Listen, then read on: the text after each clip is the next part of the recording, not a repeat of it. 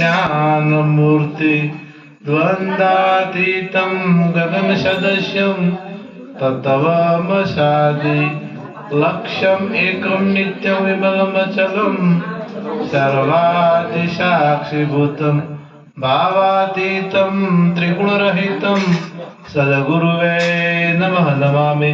सद्गुरु महाराज सद्गुरु सदाराम बापानो जय, निरात महाराज जय, सनातन धर्मनो जय। આજે સ્વર્ગીય બળવંતજીની પુણ્યતિથિ નિમિત્તે વર્ષાબા તથા તેમના સુપુત્રોએ મળી અને ભજન સત્સંગ રાખ્યું। એમાં આપણા ચંદનરામ મહારાજ તથા સરપંચ શ્રી કુંવરજી તથા તમામ ભક્ત મંડળ પધાર્યા, ખૂબ ખૂબ ધન્યવાદ। આપણે વાણીઓ જે જે કંઈ કહેતી હોય છે આપણા જીવના ઉદ્ધાર માટે કહેતી હોય છે। એ વાણી ખરેખર ભક્તને સમજાય એવી ગાવી જોઈએ। સમજાય જ ના તો પછી કોઈ સમજી જ ના કે જો અમે સરપંચે ભજન ગાયું તો દરેકને સમજાય કે કોણ આ શરીર રહેવાનું નથી, કાળ એક દાડો શરીરને ખાઈ જાય। કોઈ પણ આ શબ્દ સમજી શકે અને એ શબ્દ જો આપણને એટલું જ માથે રાખે ને કે મોત મારા માથે છે તો એ કદી ખોટું કરે ના। એટલું જ ખાલી રાખે અને દોન કરવું હોય ને દોન તો એ કે આપણે રહેવાના નથી તો એ દોન કરી શકે, અને ભેળું કરવું હોય ને તો કે હું મરવાનો નથી તો એ ભેળું કરી શકે। એટલે આ શરીર નથી રહેવાનું, તમે રહેવાના, શરીર રહેવાનું નથી। આપણે હોનાનો દાગીનો કરાવો તો હોનાનો દાગીનો કરાયા પછી આપણે કોઈ પણ દાગીનો વેટી કરાવી, દાખલા તરીકે અથવા વેટી છે એ વેટી ભાજીને આપણને કદાચ ઈચ્છા થાય કે દોરો કરાવો છે તો દોરો બનાવ્યો, તો હવે જે દોરો કરાયો દોરાની કદાચ આપણને ઈચ્છા થઈ કે વની વાળી કરાવી છે અથવા એની વાળી કરાવી અને એની ઈચ્છા થાય કે કંઈક બીજું કરાવવું છે, પણ હોનાર કોઈ થાય હે? તમે ગમે એટલા દાગીના બદલો પણ હોનાર કોઈ થાય નહીં। એટલે શું બદલાવ આવે તો શેમાં આવે? પરિવર્તન આવે તો દાગીનામાં આવે, પરિવર્તન આવે તો આ દાગીનામાં આવે, બદલાય તો આ દાગીનો બદલાય, પણ જે છે એને કોઈ થતું નથી। અને એ જે છે એ મરે જન્મે એવો નથી, પણ આ શરીર તો નથી રહેવાનું ને નથી રહેવાનું। એટલે આપણે હારામાં સરપંચે વેસન વિશે વાત કરી તો કોઈ વેસન વાળા છે નહીં, એટલે આપણે કોઈ કહેવા જેવું નથી। પણ આપણી રેણી ભક્તના માટે ઉત્તમ રેણી કેને કહેવી અને આપણે ભક્તિની રીત શું છે એ આપણા રીત ના આવે એટલે સમજવું કે આપણું કામકાજ કાચું છે। આ રહેવા વાળો અમજ છે, બાર કોઈ છે આપણે એક પદ્મ છે, ગુરુ મારા ઘેર પધાર સાહેલી રે, ગુરુ મારા ઘેર પધાર સાહેલી રે, હવે મેં તો કુળની મર્યાદાઓ ભેલી રે, હવે મેં તો કુળની મર્યાદા ભેલી રે,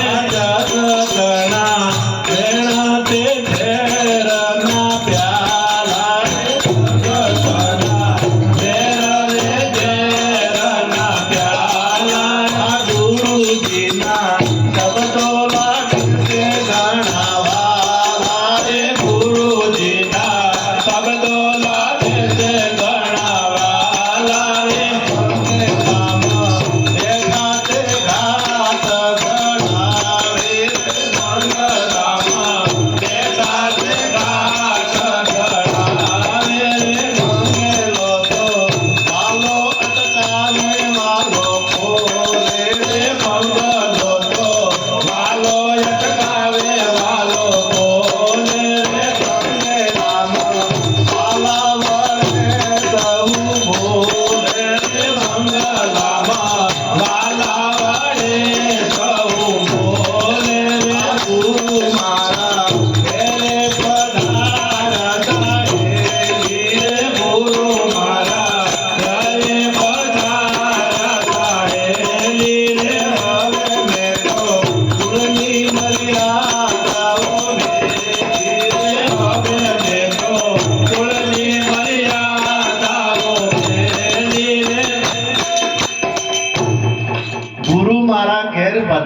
સાહેલી, હવે મેં તો કુળની મર્યાદાઓ મેલી.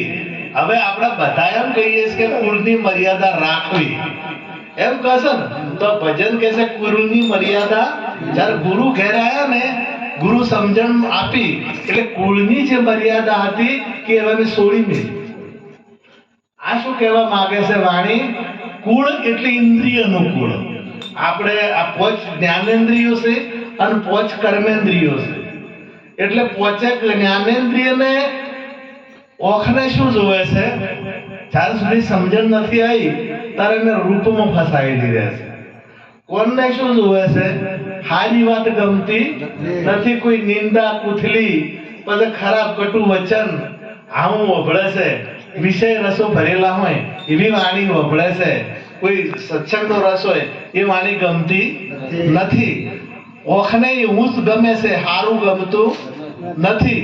આપણે ભજન રાખીને બેઠા છે, તમે ચા પાવો કમ્પ્લીટ આવકાર આવો છો અને કોઈ તકલીફ પડવા દેતા નથી, તો હારી વાણી વભળવા લોકો આવશે નહીં. અને પરંતુ નાટક ચેટક નો એવું કઈ કહેશે બારે તો ઉકળ ઉપર બેસી અને હીરોઈ વભળશે. કેમ કે જોશી વભળશે એટલે વિષય રસ જોવે છે.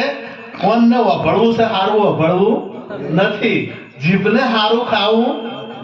આપણે તમે ચણાનો ગોળ ખવડાવો ને તો લોહીની ઉણપ કદી ના આવે, પણ એ છોકરાને કહેવત નહીં ખાવે ને પેલો ફુરફુરિયા ને જેવો ફુરફુરિયાના જે તે નર્વો રોગ એ વધારે ભાવે ને. અને આપણે તમે જો ઘણા લોકોને સારી વસ્તુ ખાવાનું કહે ને તો એ નહીં ગમતી, અને જે નુકસાન કરે એવી છે એ વસ્તુ ગમે છે. ટણાટણ શીરો કરેલો હોય ઘીનો લથપથતો કે નામમાં નહીં ખાવો, શીરો ના ખાય, શીરો ના ખાય. અને જે નુકસાન વાળું હોય ને એ ખાય. દૂધ પીએ દારૂ પીએ. હવે દૂધ ગમતું નથી તારે રે પીએ છે કે જે કરવા વાળા છે. એટલે આ જે આ વિષયો જે પકડે છે, એક ઇન્દ્રિય એક વિષય પકડે છે, એક વિષય. હવે એક વિષય પકડે છે અને 5 વિષયો લાગુ પડેલા છે આ જીવને: રૂપ, રસ, ગંધ, શબ્દ અને સ્પર્શ. આ કોઈ દાડો સાચા માર્ગે જવા દેતી નથી. એટલે સુરતા કહે છે આ કુળમાંથી હવે હું નીકળી છી. આ જે કુળ હતું ને એમાંથી હવે હું નીકળી છી. હવે તો શેમાં આવી? હવે તો કે મારા સદગુરુના દેશમાં, ગુરુગમના દેશમાં. પેલા ભજનમાં અખંડ નામનું સ્મરણ થાય છે. એમાં કીધું છે છેલ્લે કે વાહજી અનુભવ વાણી ગાય છે, સદ ગુરુ ચરણે સુરતા સમાય છે. હવે તો ગુરુ ચરણે ગુરુના વચનમાં સમણી એટલે જે તમામ ઇન્દ્રિયોના જે કુળનું હતું એ કુળને છોડવાની વાત કરી. બીજા કુળને છોડવાની વાત, આપણે જે સામાજિક કુળ છે એ કુળની વાત કરી. એ કુળમાં તો રહેવાનું છે. એ પછી કીધું કે જગતના વેણથી ઝેરના પ્યાલા, ગુરુજીના શબ્દો લાગે છે વાલા વાલા. આપણે જે જગત તો છે કોઈ દાડો તમને સારી વાત કરશે નહીં. તમારા ઘેર આવે ને તો લાગ આવે તેવી ચાવી ભરત દેરોણી જેઠોણીને લડાઈ જાય. કરેક્ટ ના? ઘણા એવા નહીં હોતા. ભાઈને સરપંચ ઘણાને ગાલીને જોય. અને હવે તો ભુવા એવા થયા છે ને એટલે કે તમે એના ઘેર જાઓ ને તો માતા વળશે નહીં, તમારે અહીંયા ના જવા. હવે એ કાલે છે. આ એક વાણી છે ને, આ જગતની વાણી છે. એ વેર કાલે છે કે પણ જે સમજે છે કે આ વાણી મને ગમતી નથી. બીમાર અને સમાચાર લેવા આવે ને ઘણા તો કે અમારા ગામમાં બાપડા તમારે જેવું થયું હતું અને મહિને મરી ગયો હતો. હવે પેલાને કહે કે પેલા ના કહે કે અમારે ગામમાં આવું થયું હતું એટલે બાપડાનું ઓમ થયું હતું, તમારા જેવું જ હતું. અને તમે બતાવ્યું, ડોક્ટરને બતાવ્યું હતું, ઘણા તોય મરી ગયો હતો. એટલે કીધું કે જગતના વેણ ઝેરના પ્યાલા. અને કોઈ સારો પુરુષ, સમજુ પુરુષ આવે તો હાવ ખબર હોય ને કે વાત નથી રહેવાનો ને તો એ તરત તમને કોઈ ના થાય.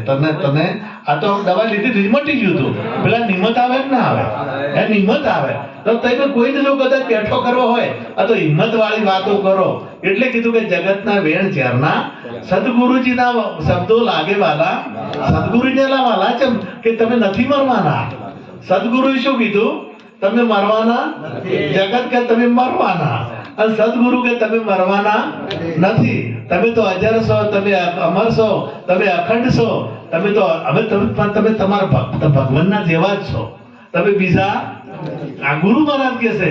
અને કૃષ્ણ કેવા હતા? કૃષ્ણ તમારા જેવા હતા કે હે? રામ રોમાપીર આ બધા તમારા જેવા જ હતા, પણ એમના વિશેષતા શું હતી? એમની પાસે જ્ઞાન હતું, એમની પાસે જ્ઞાન હતું, અને જ્ઞાનની કિંમત થાય. આ સરપંચ આપણા જેવા જ છે નહીં? એને બે હાથ છે, બે પગ છે, બે ઓખો છે, પણ એમની પાસે પદ છે. એટલે એનો સિક્કો ચાલે, તમે 100 જણા સિક્કા મારો તોય ચાલે ના. શેનો સિક્કો ચાલે છે? પદનો. એમ પરમાત્મા જે સંતો થઈ ગયા, સંતોની પાસે શું હતું? જ્ઞાન હતું, અને જ્ઞાનને લઈને પૂજાઈ ગયા.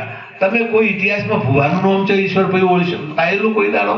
કોઈ ઇતિહાસ ભુવાનો લખાણો કદી લખાણો નથી. એ તો સુરવીરનો લખાય, સુરવીરનો લખાય, ક્રાંતિવીરનો લખાય, સંતોનો લખાય, સુરાપુરાનો લખાય, એનો લખાય. કારણ કે એ કોઈ દાડો સાચી દિશા બતાવતા નથી. એટલે કીધું શબ્દ ગુરુજીના શબ્દો લાગે છે વાલા વાલા, બંગલામાં વાલા વડે સૌ બોલે. આ તમે શેના વડે બોલી રહ્યા છો? એના વડે. વાલો જે છે, વાલો છે, વાલો છે ને, એ વાલો છે એટલી ગળા, અને તમને આ વાલો છે એટલી ગળા વાલા રાખે, એટલે બીજા દાડે દવાના, બીજા દાડે ને એ નહીં દાડે. જે વાલો ને હોય ને એને દાડે કહે કે હવે ભાઈ મોડું થાય છે, હા શુક્ર પૂછે છે, મોદત હોય છે. આ વાલા વડે સૌ બોલી રહ્યું છે, અને આ વાલાની કિંમત છે. એટલે આ વાલો છે એટલી વાલાને ભેટી લેજો. આ વાલો છે એટલી વાલાને ભેટી લીધો. વાલામાં બંગલામાં બેઠા તે ઘાટ ગળાવે. આ બંગલામાં બેસીને જે ઘાટ ગળાવે છે, આ જો કેવું બનાવ્યું છે. હવે કીડીના વતરડા વાલા સી રીતે ઘડ્યા, મોરના ઈંડામાં રંગ કોણે તો પૂર્યા, એવી ચીણી વસ્તુનો ગણનાર એને તમે ઓળખી લ્યો. હવે આ કેવો બંગલો કેવો બનાવ્યો છે તમારો સરસ, કે કોઈ પાર ના પહોંચી શકે. અકળ કળાનો કળનાર એને તમે, આ અકળ કળા છે. તમે વિચાર કરો, તમારે શરીર કેટલું બધું સુંદર અને કેટલું ટનાટન બનાવ્યું છે કે અમુક આટલા વિજ્ઞાનીઓ બધા આખા વિશ્વના ભેળા હોય ને તો આવું નહીં બની ગયા. આખા વિશ્વના વિજ્ઞાનીઓ ભેળા હોય ને લોહી બનાવવાની કોશિશ કરી રહ્યા છે, પણ લોહી નહીં બનાવી ગયા, નહીં બનાવી ગયા. આ શરીર કોઈની તાકાત નથી, અને એમાં બેસીને કાઢ કરે છે. એનામાં બેસી અને એ સુંદર ઓખો બનાવે છે, સુંદર નાક બનાવે છે, સુંદર જીભ બનાવે છે, સુંદર પગ બનાવે છે. અને આટલું બધું કિંમતી સાધન મળ્યું દેવોને પણ દુર્લભ. દેવો પણ પ્રાર્થના કરે એક વખત અમને મનુષ્યનો અવતાર મળે તો અમે પણ પ્રભુ ભજન કરી શકીએ. એ પણ પ્રભુ ભજન કરી શકતા નથી. એટલે આવું સુંદર આ બંગલામાં બેઠા ઘાટ. બાંગલો તો વાલો અટકાવે ને વાલો તારે તાર ખોલે, તારે તાર અટકાવે. આપણું કોઈ ચાલે ના. આપણે ગમે એટલે મોન કરે, 50,000 નું ઇન્જેક્શન હલાવો ને તો વાલાને જો કદાચ ખોલવો ના હોય ને તો ના ખોલે, અને વાલાને અટકાવવો હોય તો અટકાવે. અને તમે ઉપદેશમાં વાલો અટકાવે ને વાલો ખોલે, એ બીજો ખોલી શકે નહીં. એ વાલો જ અટકાવે અને વાલો ખોલે. બંગલાને તાળું વાલાને થાય કૂંચી. બંગલાને આમ તો મહાપુરુષ કેમ કે બંગલાને કૂંસી અને વાલાને તાળો. આમ તો એમ ગાયું છે, બંગલાને કૂંસી અને વાલાને તાળું. કારણ કે તાળું જ્યારે મારવું હોય ને તાર કૂંસી તાળું એટલું તો પેલા કૂંસી એટલી શું કરે? કૂંસી કોઈ દાડો ખોલી શકે? તાળું હોય તાર કૂંસી કોમ કરે કે? હવે આ સમજવા માટે આપણે ગુરુ મહારાજના શરણે જવું પડતું છે. અને ગુરુને ગુરુથી સૌથી મોટો કીધો છે. પણ આપણે જગતના જીવો એટલા બધા વિષયોમાં ફસાઈ ગયેલા છે કે કોઈ એક બાજુ તમે શ્રદ્ધા છે, એક બાજુ શું બધું ઘણું બધું. એક દ્રષ્ટાંત હું કહું છું કે એક ઘેર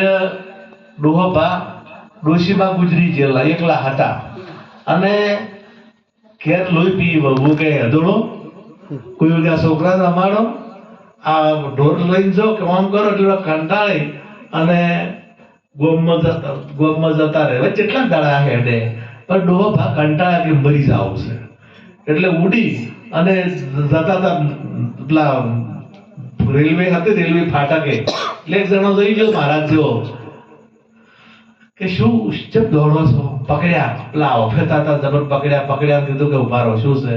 કે હવે કંટાળી ગયો છે, હવે જીવવા પડવો છે ને, હવે મરી જાવું છે. કે નહીં મરવું, તમે શાંતિ રાખો, હું તમને એક મંત્ર આપું છું અને મંત્રનો ઉપયોગ કરશો તો તમારી બધી લીલા લહેર થઈ જાય. કે શું મંત્ર આલો? એવું જ્ઞાન આલું તમારે કે કોઈ ગામમાં મોદું હોય, મોદું અને એ જવાનું અને જોવાનું કે અમે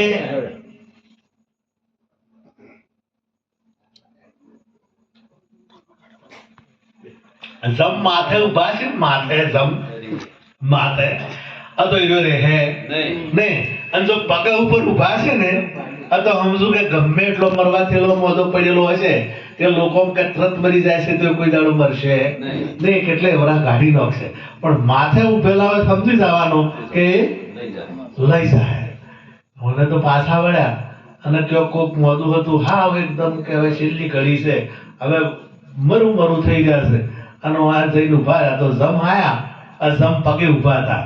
મને કીધું કોઈ નહીં થાય. મને મારા ગુરુ મહારાજે મંત્ર આપ્યો છે, લાવ હું પોણી મંત્રી આલો. લોટો ભરીને પોણી લાવ્યો, રળો કહી અને પી દીધું અને ડોહાને હમું થવા માંડ્યું.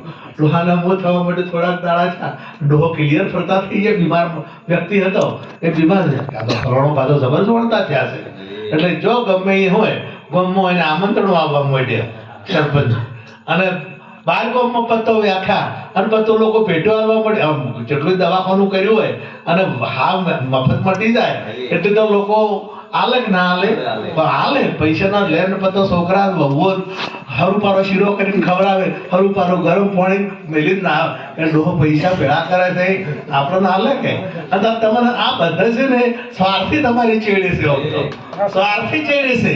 જે દાડે સ્વાર્થ પૂરો થઈ જાય છે ને એ દાડે પછી કોઈ કોઈનું નથી રે, કોઈ કોઈનું નથી. મર્યા પછી કોઈ કોઈનો ગમે એટલે વાલી પત્ની હોય પણ જાત્રે તમે એમ કહો કે તારે મોયા ભેળો છું એવું કોઈ થાય છે કે તો હવે એના કરમ હતું, એને એટલા દાડા જીવી હતી જે રહ્યા હવે આપણે શું કરા તો કઈ ભગવાનના હાથની પણ કે લાવો અમે ભેળ આમ તો કે નહીં રહી કે તમારા વગર નહીં કે ને. અને બસ મારી નજરે જોયેલું છે નવસારીમાં સત્ય ઘટના છે બનેલું. બે પતિ પત્ની એટલો બધો પ્રેમ ખૂબ એમ કે 1 મિનિટ પેલો ભાઈ તું કદાચ જે ઘેર જોય ને તો અહીંયા ના અને પિયર પેલી મળવા જાય તો હારે જાય એટલો બધો. હવે આ બેન કેન્સર થયું, કેન્સર પછી લોલા થયું, તેનો ભાઈ મોટો હતો ઉપાડીને ફરે પણ પેલો બાર બે ટુકડો ના થાય. કીધું જોઈ જો પ્રેમ, આ પ્રેમ જોઈ જો, કારણ કે દેહ સાથે હતો, આત્મા સાથે નતો ને પ્રેમ નતો, એને મોહ હતો. એટલે મોહ, આ મોહ જગતમાં આપણે બધા શેનાથી આ જોઈન્ટ થઈ મોહ છે. પ્રેમ કેરા પંથમાં પ્રેમી હજારો થઈ ગયા, વેમમાં ભૂલા પડેલા જ્યો હતા ત્યો રહી ગયા. પ્રેમ સાચો પંથ છે સમજીને પ્રેમી જાય છે, વેમની વમણમાં વેમી જનો અટવાય છે. પ્રેમ કેરા દર્દમાં દર્દી દવા લેતો નથી, દર્દે દિલને દિલમાં ઓછું થવા દેતો નથી. એટલે મોહ જગતની અંદર મોહ એટલો બધો વિચિત્ર છે કે સુખ શાંતિથી જીવવા દેતો પણ નથી અને ઘણા મરવા દેતો પણ નથી.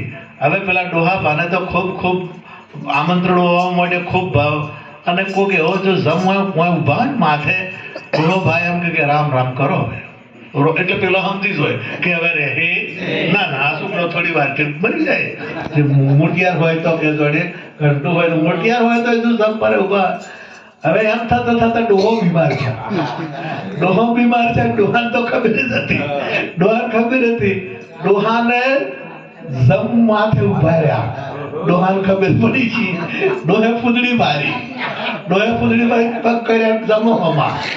પેલા બે છોકરા રહી ગયા કે બાપો ફૂદડિયું ફરે કોક થઈ ગયું છે. આજે 2 છોકરા પગે વળ્યા અને 2 છોકરા બહુ